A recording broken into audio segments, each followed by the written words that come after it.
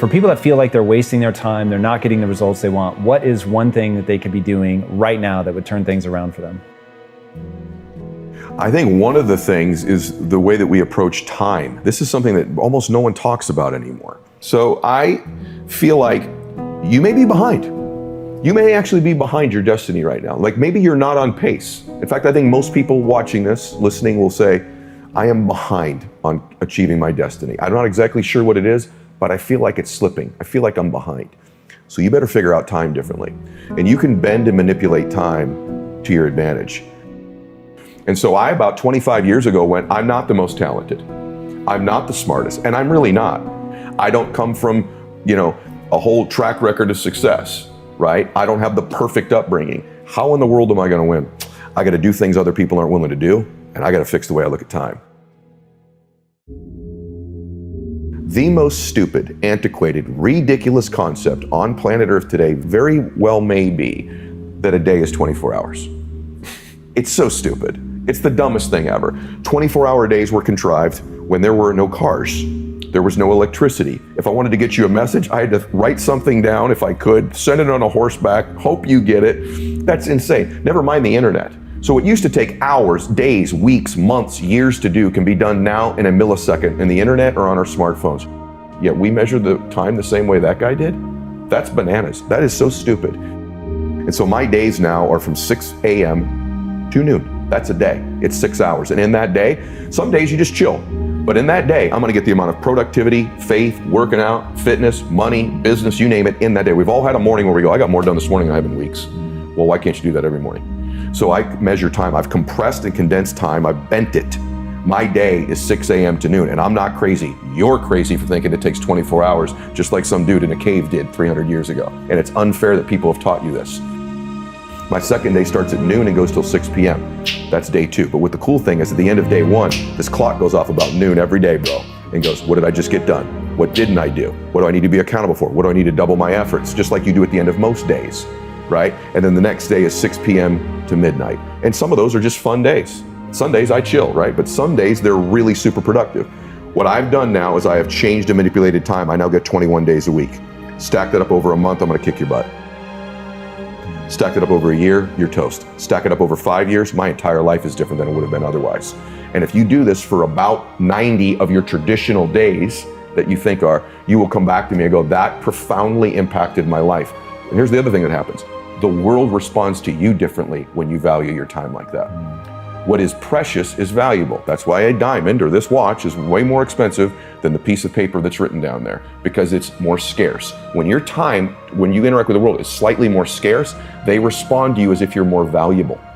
So you get more accountability, more productivity, more fun, more joy, and the world flips its response to you. All of a sudden you become more valuable and precious to people when your time is different. And you'll get thousands more days in your life and live a much more blissful and happy life than the person who only gets 24 hours.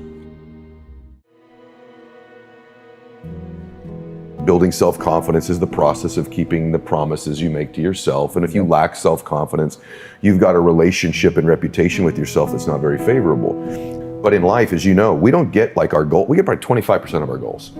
But we ultimately always get our standards. Long-term, you will get your standards. So the question becomes, what's the standard need to be then? And that standard needs to be, you keep the promises you make to yourself and one more. So if you're gonna do 30 minutes on the treadmill every day, you don't do 30 minutes. You do the 30 minutes, you do one more. You're gonna make 10 contacts in a day. You don't make 10 contacts in a day. You do the 10 contacts and you make one more. So you start stacking up mathematically all of these one mores. You've just done more, so you're better, but you've changed the standard of your life. And you've built this superhuman type self-confidence that I not only do what I say I'm going to do, I do one more than I'm saying I'm going to do. And that's something almost nobody's willing to do. So I'm going to get things almost nobody's going to get. So that's one thing initially everybody can do. This is something that if we could train ourselves to do, our entire lives would change, which is that do the inconvenient or difficult thing in your day or in your life. Human nature is to avoid that. You call it being lazy, but it's just to avoid the inconvenient.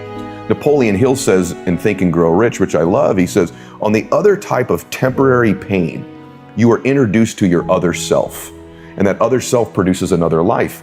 So what we have to change, I think, to some extent, is our relationship with pain.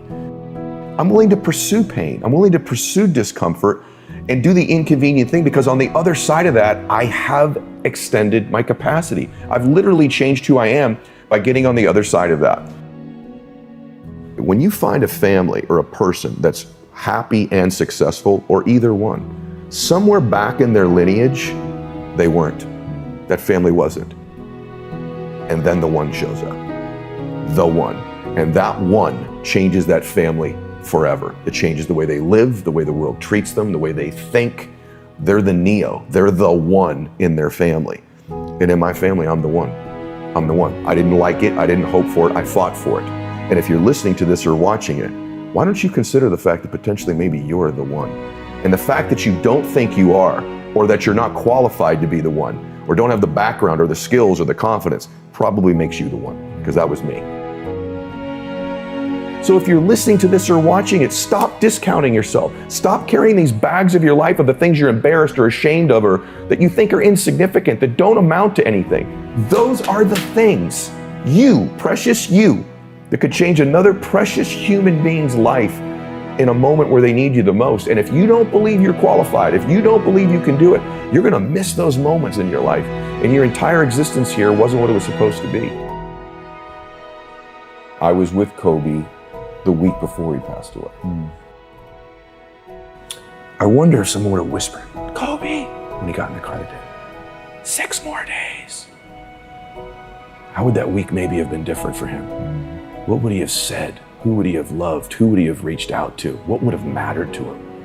How about the Saturday before? Kobe, 1 more day.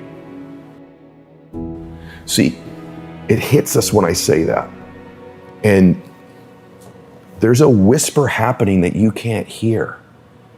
We forget, we're gonna die. Napoleon Hill says, begin with the end in mind. What if you did that with your life? What if you began with the end of your life in mind and worked it backwards? See, when we begin to distill down and we realize, yeah, there's a power to 1 more because they're not promised how many we have. And there's a power and there's a blessing that you get 1 more in your life. Have another day to change their life. They have another opportunity to do 1 more. They have another opportunity to make their family proud of them. They still have more time. They don't just have 1 more day probably to be the one in their family. Life is beautiful. It's precious. And sometimes we only have an appreciation for it in its absence. Sometimes we only have an appreciation for the power of the 1 mores or the people in our lives when we imagine their absence. And so I would just ask everybody to consider that.